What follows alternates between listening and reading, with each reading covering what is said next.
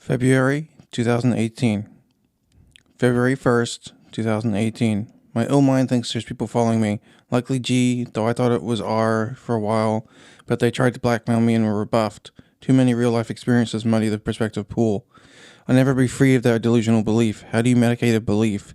They play a game with no winners, just players. They use whichever methods they deem worthwhile to elicit a response. They're not always good at what they do. Whenever I'm free of this illness, and perhaps things will be better. Goals. Get the generator made. First the windmill, then the spherical dynamo. Perhaps the stack. Paint the 6-foot portrait of Feynman. Get the books published just to be rid of them. Make the comic to be done with the symptoms. I believe I'll end my life before I'm 40. Not sure why, but that's the feeling I get. A life of paranoid belief is increasingly hard to handle. If I can succeed despite what my mind tells me, then perhaps things will be worthwhile. February 6, 2018. Meds. Risperidone, 4 milligrams. Lorazepam, 0.5 milligrams. Suprazodone, 60 milligrams times 2 times per day. Prazosin, 1 milligram. Lisinopril, 5 milligrams. Metformin, 2,000 milligrams. February 6, 2018. Spherical dynamo. The inner and outer cores are joined by graphene spires made of loops so that the magnetic field of the hull built inside the spire is a corkscrew manner. Causes the opposing hull to spin around and up the length, creating an electrical charge through the graphene and out towards and through the case. Graphene middle shell between towers. Depends on whether the graphene magnetically charges, opposing the generator's hull's charge. It'll work with like the Earth's core, like I imagined. Or is it that you'll need two opposing cores, magnetic fields rotating in the opposite directions and having the graphene layer in between? Then there's the direct push method with hulls and the rotating grinding method with opposing cores with graphene and the protectant slick to stop. Then you just build towers of graphene outward and through the outer cores pieces, and it should produce small current and the hull method. The grind method will take cable lines like on a trolley to feed the electricity out of the device. First I need to build a better graphene building structure. You can build a grinding type by building two opposing core magnetic types and having a third case between and having the inner core spin one way and another core spin the opposing way. Then the graphene just has to be rotated in rotation to the spinning magnetic fields so that it intersects with the rotating magnetic fields, and then it's a matter of collection between the encased cores. I see it as an enclosed space for proper rotation, but perhaps it can be expanded with substructures between the magnets too, and that dead space can be make wiring much easier. There's the suspended method where you have stronger magnets inside the innermost core so that the rotating third inner layer, really the second layer, is pulled equally by opposing attractions, causes it to sit in the middle and is coated in graphene hairs. And either the inner and outer cores are spun or the middle core is spun in the same magnetic field across the graphene positive on one side and negative on the other side. When the membrane is rotated properly, situated properly as well. It would have to be propped outwards from the magnets to reach the equilibrium point. It would have to be the most balanced device produced and likely built in space to allow proper placement with minimal frustrations. Just like the Earth's core, like I said, but the windmill will work in the meantime for mass production things. Just put a small rotating thing inside the inner core's empty space to make it turn, and with the opposing third core, do the opposite on the outside. Though if they're out in motion, they should stay in motion space. I can handle more than you think, I just don't like you. February 9th, 2018. Seeing people talk to me through the television. Going to release the journal onto my site. Might as well. February 19th, 2018. A lasting success notes, terraforming, a guide. There's some problems with cleaning the oceans. A lot of the lifelines on the seabed caught in the piles of garbage. Those that can produce cleaning machines that can dive, gather, and resubmerge will be needed. They will need to be delicate, not to kill the life still left, but strong enough to carry those items deemed toxic to the water or ecosystem out of the collection areas. There will invariably be things that cannot be removed either through past human error or inescapable mixing of two things within the ecosystem that they would be deemed worthwhile or seeming beneficial as habitats to those things living in the system. If possible, removal is better. Poison is poisonous regardless of its shape. The question, will this be considered short-sighted in the x plus y, x times y coming years? Seas. Some industrious formers will need to be gathered to tackle the floating waste islands gathered in the middle of each ocean, as was done with the smaller bodies. Those things must be scalable to any size. They will be rewarded with money attained from recycling or repurposing the supplies pulled from the islands. Smart nets can be developed that allow living flesh through, but inanimates are kept within the confines.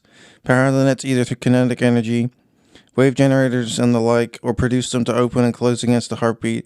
The 4 types of movement: water, flotsam, jetsam, and organic. Within the water, there is a calm, mild, and rough in any given 27 directions at a given measure point.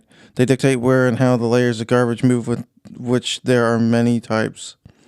Above the water, a bag caught in the wind. On the water, any number of in the water layers, depending on garbage item size as well as buoyancy and different drift values to determine how quickly it moves along a current or against it, depending on what it is about.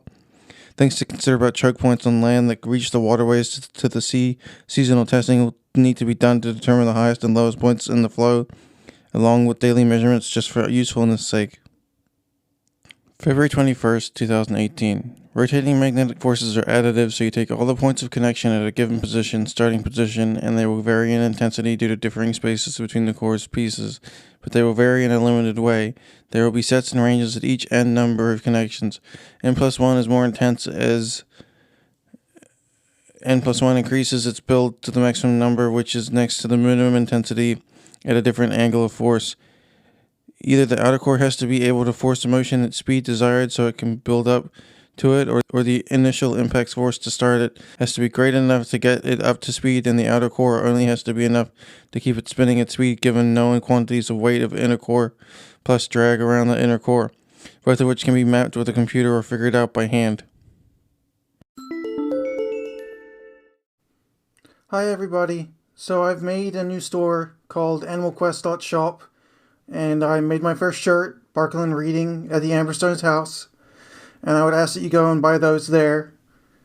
I'll make a few bucks each time you buy something from there, and I have men, women's, baby clothing, and buttons, as well as other accessories, including dog bandanas, which I think are pretty cool, and I'll be adding more merch every week or two for that store as the stories progress and the sequels are written and read. I'll do the same for Divergent Mind.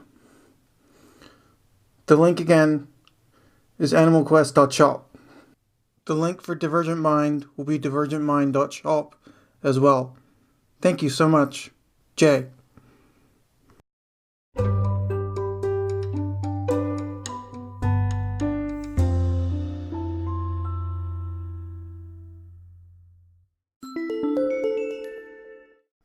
Please visit anchor.fm/divergentmind to leave a message so that I may get back to you. Thank you.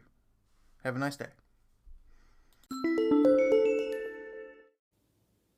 So I just signed up for Anchor's funding platform for the podcasters. It seems like a better deal than Patreon at the moment.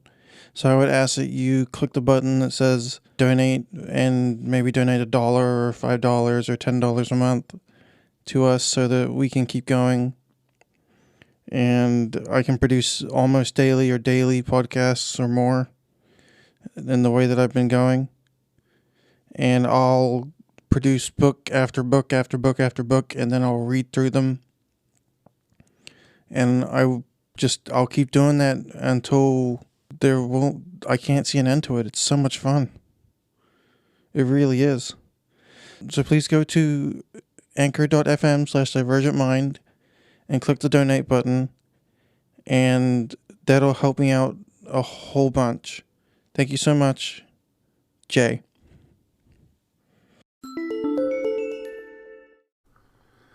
Okay, so I just wanted to let you know that I have a YouTube channel called Taught Myself, and that I've decided to start selling merch already with a phrase that my brother showed me saying, "My disability is invisible," of which I made a hat for myself.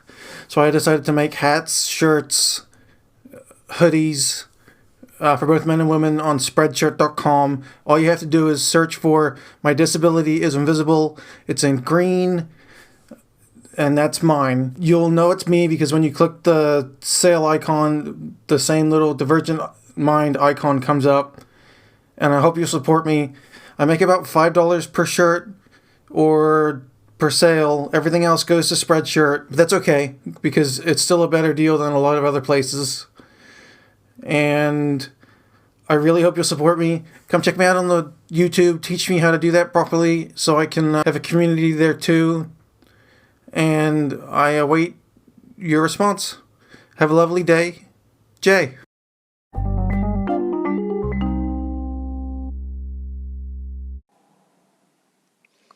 Hey people, take a listen to the Divergent Mind podcast. You get both insight into living with a serious mental illness and get to listen to a lovely tale about a journey cute little animals need to take. Don't miss out, and remember, divergent minds don't need to think alike.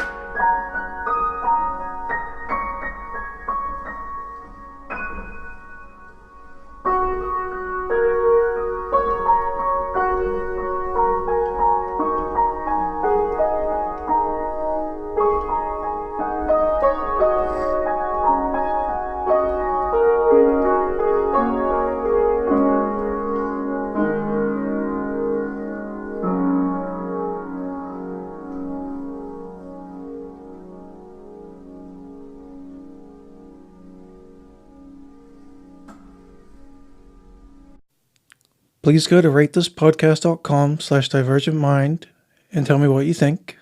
Thank you very much. Yours truly, Jay.